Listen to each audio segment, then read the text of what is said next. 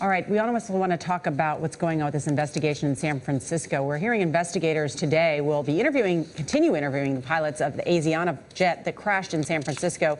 They are taking a close look at the actions of the crew of the Boeing 777 in the final seconds before impact. John Blackstone is at San Francisco International Airport. John, good morning.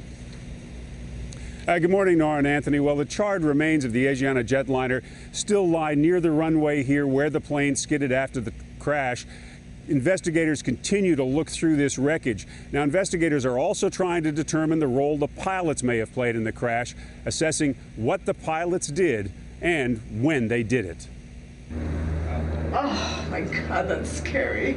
Amateur video shows the moment emergency slides deployed and passengers began running for their lives.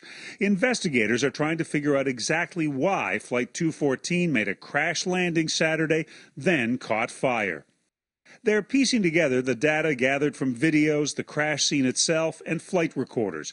But the pilots can answer key questions. We also want to talk to them about whether they were hand flying the airplane, whether the autopilot was on, and how well they understood the automation and what it was supposed to do. One factor may be the inexperience of the pilot who was landing the plane. It was the first time he was to land a Boeing 777 in San Francisco. But what is known is the final approach was too slow and too low.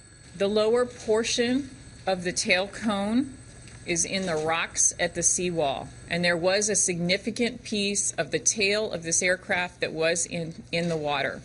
As it made its final descent, the plane was flying about 40 miles an hour slower than normal.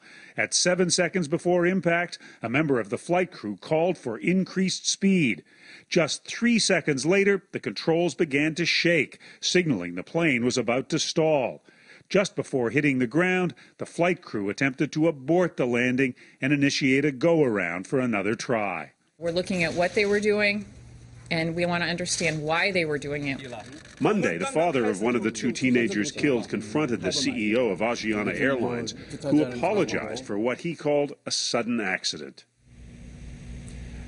Now, just last night, the families of both of those girls arrived here at San Francisco International Airport. They were quickly whisked away by security. As for the CEO of Asiana, he'll arrive here in San Francisco later today. He's expected to make visits to some of the injured. John Blackstone, thank you.